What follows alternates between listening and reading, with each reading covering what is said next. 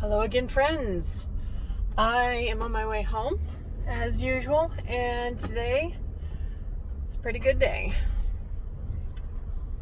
I have been thinking about a couple of things that I could say today, and one, with it being Thanksgiving week, is that I could say, the things that I'm thankful for as far as finances are concerned. And I think that would kind of be a cop-out this time of year to, just name the things that I'm thankful for.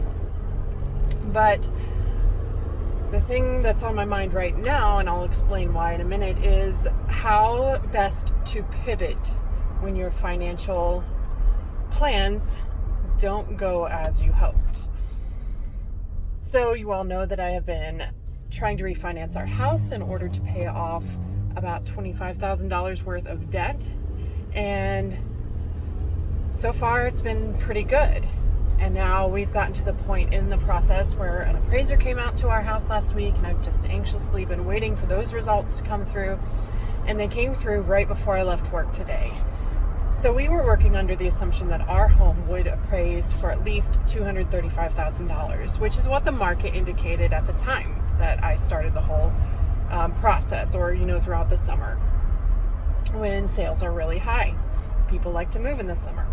Now, naturally, what happens as the weather cools off, people stop buying as many houses because, school starts and people are busy with their lives and sports. And, some people just don't want to move when it's cold outside. And I get that. I am not a cold lover myself. So what has inevitably happened right now is that home prices have started to go down. And I think that and a few other things have contributed to the value of our home not being appraised as high as I thought it might. Now, I have no idea what effect this will have on our loan status. I emailed our lending professional before I left today, but it was after 5 o'clock. I don't expect to hear back from him until tomorrow.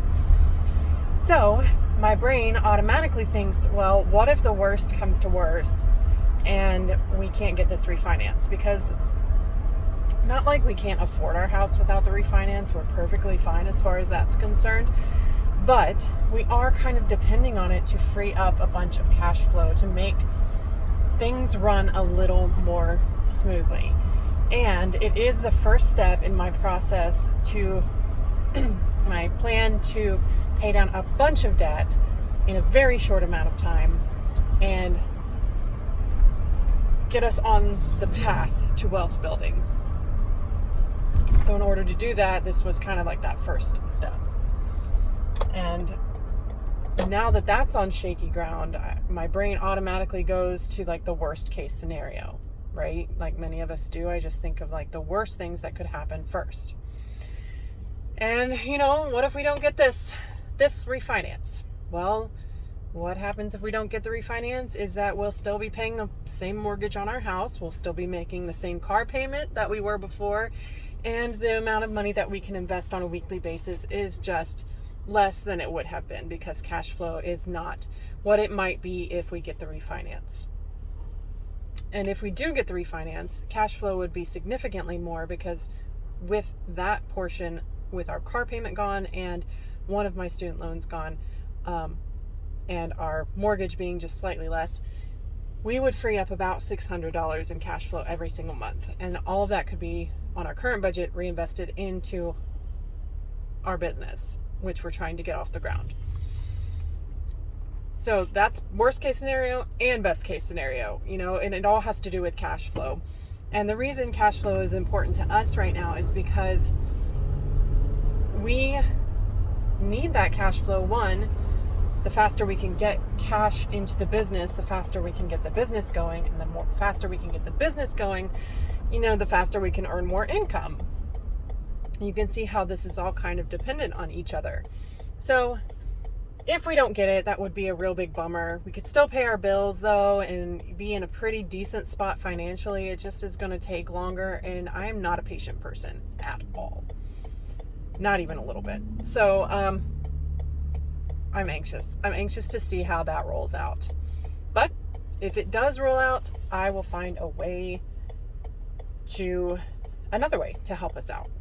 And, if for a time we have to invest a little less I still think that it is a good move to start doing that, because that's something we were not doing before.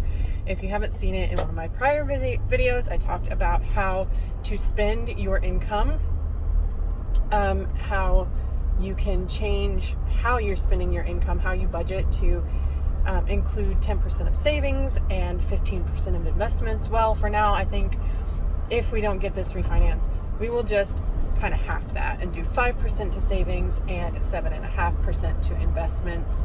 And then whatever's left over after our bills and our wants and needs, then we will decide probably to put the remainder into the business as well, just to kind of boost ourselves up.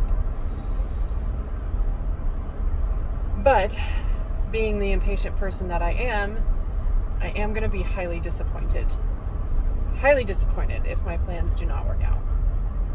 Because there are some other factors that I'm not ready to reveal yet that will be affected if this refinance doesn't go through. So, yeah. So, how do you handle financial pivots like that? I mean, I don't know. I don't know how other people handle financial pivots. How do rich people handle financial pivots? I don't know if it matters as much, because wealthy people already have their investments in place and they already have a stock flow of cash to kind of bolster them up. But when you are at the bottom and trying to build that cash flow, it is anxiety driving, to say the least, that one of the major parts of my plan may not go through at this point, and I'm nervous. So, trying to send hopeful thoughts out into the universe to get this going and make sure that we still have this refinance in the works. And I hope that you do the same for us, and I do the same for you. And yeah, that's where I am tonight. It's just a ball full of anxiety and hopefulness. That was hard to say. So that's all for tonight. I think I'm going to get off of here and just drive home and wallow in my anxious thoughts, maybe drown them out in some music. And I guess that's the best that I can do for now until the lender gets back with me and we learn about our status. I will keep you posted. I hope that you smash that like button for me so that other people can see our road to financial freedom and learn, as I learn, how to be financially educated, because I think that is so important for everybody. I will see you tomorrow. Bye.